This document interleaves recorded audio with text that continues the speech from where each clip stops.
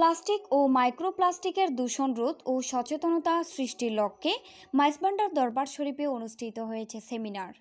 আঞ্জুমানে Muttabeine Gause Maizbhandari Shah Emdadia Darul Irfan research institute ডিরি Maizbhandari foundation ও তাকদিসের আয়োজন ও সহযোগিতায় শনিবার 28 সেপ্টেম্বর সকালে চট্টগ্রামের ফটিকছড়ি মাইজভান্ডার দরবার শরীফে ডিরি সম্মেলন কক্ষে অনুষ্ঠিত হয় এই সেমিনার।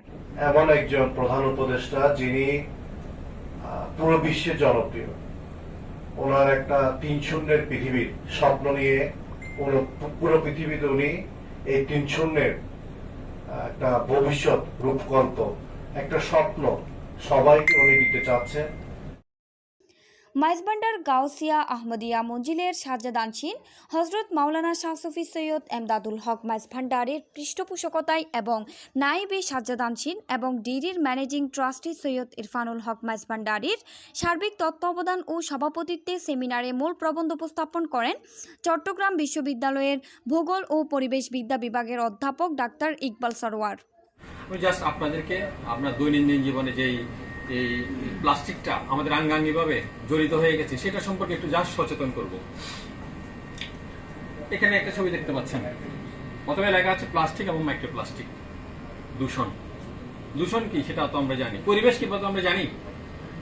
পরিবেশ কি আমাদের চারপাশে যা আছে সেটা পরিবেশ। কোন সময়ের পরিবেশ? একটা মসজিদের পরিবেশ, একটা বাসার পরিবেশ, একটা স্কুলের পরিবেশ, আজকের এই অনুষ্ঠানের একটা পরিবেশ। সমস্যা হয়ে যায় কোন পরিবেশে আমরা কি করতে পারবো কি পারবো না, এটা যখন আমরা জানি না তখন সেখানে সমস্যাটা দেখা দেয়। তো পরিবেশের একটা স্বাভাবিক মান আছে, এই মানটা যখন নিচে নেমে যাবে তখন আমরা সেটাকে বলবো কি দূষণ। এটা হচ্ছে দূষণ। এখন প্লাস্টিক এবং মাইক্রোপ্লাস্টিক। প্লাস্টিক কি আমরা চিনি, আমরা সবাই চিনি, আমাদের লাইফস্টাইলের সাথেই এটা এখন আঙ্গাঙ্গিভাবে জড়িত হয়ে গেছে। এই রুমে সেমিনারে সম্মানিত অতিথি হিসেবে বক্তব্য রাখেন চট্টগ্রাম বিশ্ববিদ্যালয় মৃত্তিকা বিজ্ঞান বিভাগের অধ্যাপক ডক্টর মোহাম্মদ শফিকুল ইসলাম। মূল প্রবন্ধে চট্টগ্রাম বিশ্ববিদ্যালয়ের ভূগোল ও পরিবেশবিদ্যা বিভাগের অধ্যাপক ডাক্তার ইকবাল সরোয়ার প্লাস্টিকের দূষণের কারণ চিহ্নিত করে প্রতিরোধে 12টি করণীয় সুপারিশ করেন। সেমিনারে অন্যান্য বক্তারা প্লাস্টিক ও মাইক্রোপ্লাস্টিক দূষণ প্রতিরোধে সচেতনতা সৃষ্টির প্রতি গুরুত্ব আরোপ করেন। এর আগে শনিবার সকালে অতিথিবৃন্দ বৈশ্বিক উষ্ণতা রোধ ও বজ্রপাত প্রতিরোধে ফটিকছড়ির নাজিরহাট এলাকায় সড়কের দুপাশে 5 কিলোমিটার এলাকা জুড়ে তাল বীজ রোপণ ও গাছের চারা বিতরণ কর্মসূচিতে অংশগ্রহণ করেন।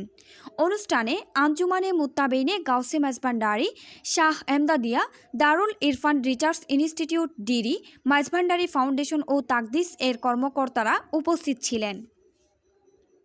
পুরো বিশ্বকে দিতে যাচ্ছেন এবং উনি বলতে যাচ্ছেন আমরা বাংলাদেশিরা মনে করি শুধু বাংলাদেশ আমার না, পুরো পৃথিবীটা আমার, পুরো পৃথিবীর মানুষ আমাদের মানুষ।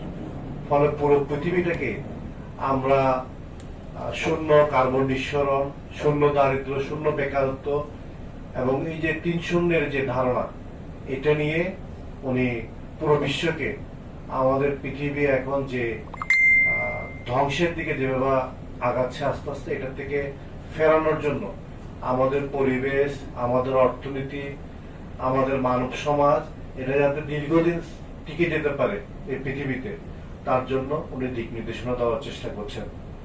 মেসেজ ইউজ করতে হবে, পেস্ট বাদ দিতে হবে। এটা বাদ দেওয়ার কি অন্য কোনো উপায় আছে?